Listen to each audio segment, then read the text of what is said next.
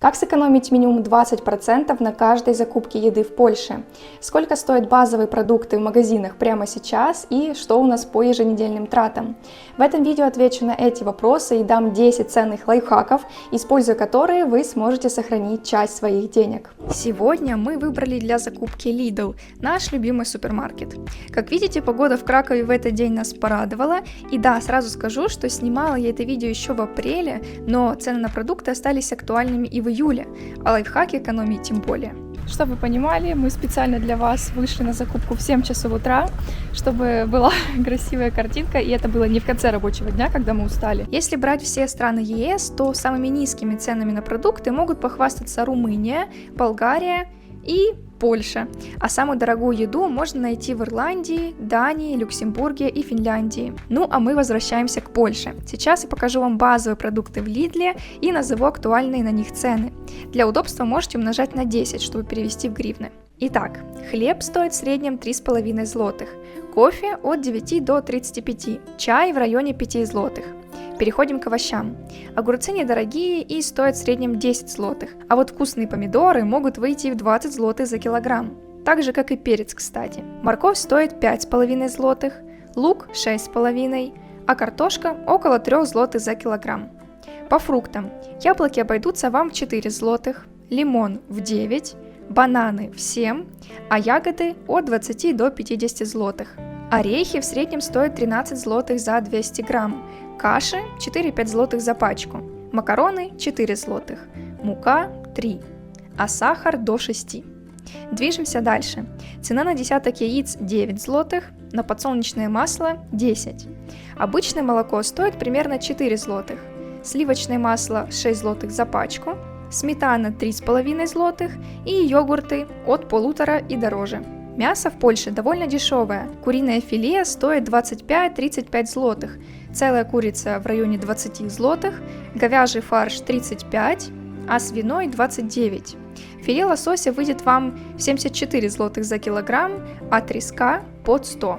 Ну и напоследок. Капсулы для стирки стоят 22 злотых, зубная паста от 7, гель для душа около 15 злотых, шампунь 19, а туалетная бумага 1,5 злотых за штуку. Средняя цена продуктовой корзины за июль в Польше составила, грубо говоря, 300 злотых, то есть столько денег нужно одному человеку, чтобы базово себя прокормить в течение месяца.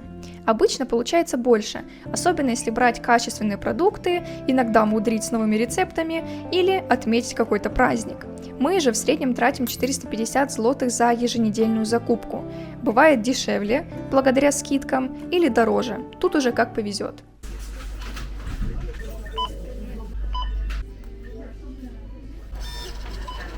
Weź paragon, aby otworzyć bramkę wyjściową.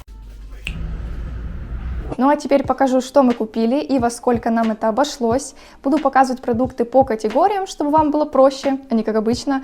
И важный момент, цены будут не за килограмм или штуку, а именно за то количество каждого продукта, который мы взяли. То есть цены будут из чека. А потом поделюсь лайфхаками, как сэкономить на закупках еды, поэтому не переключайтесь. Первая категория – это овощи. Сначала идет шпинат. Взяли 3 штуки, потому что мне сейчас нужно много железа. В шпинате есть железо. Пекинская капуста на салат, укроп, морковь 2 штуки, 3 таких больших перца желтых, брокколи. Любим просто готовить вместо мяса, чего-то. 1 огурец, потому что огурцы нам не очень нравятся в Польше, в Лидле. Дальше 3 помидора тоже на салат. Мы просто все четко просчитываем. 1 чеснок, 3 желтых лука репчатых и 2 таких красных. Он, кстати, вкуснее и слаще. Второй заход у нас скудненький. Это картошка. Взяли сразу 2,5 килограмма на пюре и на суп. Так, вот это наши, собственно, фрукты. 2 мандарина обычных, потому что в Lidl есть там много премиум товаров. Ну, как бы не особо разница есть между премиум и обычным. Дальше манго, тоже есть премиум и вот обычный. Это Андрей ест. И авокадо тоже Андрей, потому что я фрукты сейчас не могу есть, мне от них плохо. Через время фруктов будет больше. Дальше молочко и яйца. Яйца взяли размера L, 2 упаковки. Молоко 2 литра. Почему-то нас прикалывает брать именно вот в такой упаковке. Сыр моцарелла твердый. Творог Из них мы всегда делаем сырники. Вот так выглядит. По весу здесь 275 грамм. Как раз хватает на одну порцию, на двоих на завтрак. Дальше вот такой вот крем-сыр в форме ведерка. Здесь по весу 150 грамм. Взяли 4 упаковки. Еще такой вот нарезной один сыр. Чисто на бутеры, чтоб было. И о ура, мясо и рыба, та категория, которой не хватило в прошлой закупке. Многие в комментариях писали, где мясо. Ну блин, ребята, бывает, мы не планируем еду, чисто вот для видео, что будем показывать, как вышло, так вышло. Итак, что мы взяли из этой категории, это куриное филе, маленькую и большую упаковку. Дальше взяли фарш индейки, вот такие колбаски. Из разряда не очень полезного, но их прикольно добавлять в шаурмы с тортильями. Нам полюбилось так делать. И рыба, собственно, взяли в этот раз форель. Любим просто запекать с лимоном и чесноком в духовке. Получается очень вкусно. Дальше взяли мы 6 тортилей. Любим брать именно вот такие вот серенькие. Дальше эритритол. Мы берем сахарозаменитель, а не белый сахар, потому что так полезнее. Мука килограмм, чай. В этот раз взяли такой вот обычный фруктовый, потому что все остальные чаи у нас есть. В этой квартире их вообще как-то очень много. Хватит на все время проживания. Дальше хлебцы. Ржаные. Кстати, вот полюбились нам именно ржаные. И 2 крупы. Это гречка темная и булгур.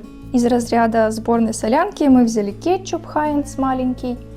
Если берем кетчуп, то только его. Дальше ананас в банке. Был только один вариант, ну мы и взяли, собственно. И 3 банки бобов. Обожаем брать именно такие, потому что здесь они идут, ну, в соленой воде, как написано, но и при этом они не очень соленые, если смотреть по составу. Из приправ нам пришлось взять только сушеный чеснок и приправу для курицы. Также 2 пачки дрожжей. И из орехов это кешью 200 грамм и 200 грамм грецкий орех. И последние 2 вещи это ежедневки и ополаскиватель для зубов. Все это вместе вышло на 396 злотых. И как обещала, рассказываю 10 лайфхаков, с помощью которых вы сможете сэкономить до 30% на каждой закупке продуктов в Польше и не только. Во-первых, выбирайте подходящий по ценам магазин. Например, Бедронка, Lidl и Kaufland дешевле Carrefour. Также выбирайте жилье рядом с большим магазином, если у вас нет машины. Так вы сэкономите на транспорте. Ну, кстати, на бензине тоже. Можете так сэкономить. Планируйте свои закупки по блюдам и дням, чтобы потом не выбрасывать еду, которая испортилась. Используйте приложения или карты самих магазинов. Часто через них можно купить продукты по скидке или получить какие-то бонусы. Например, у Lidl есть приложение Lidl Plus. Ну и, собственно, берите продукты по скидкам, если это не влияет на их качество. Обращайте внимание на цену за килограмм и выбирайте для себя лучший вариант.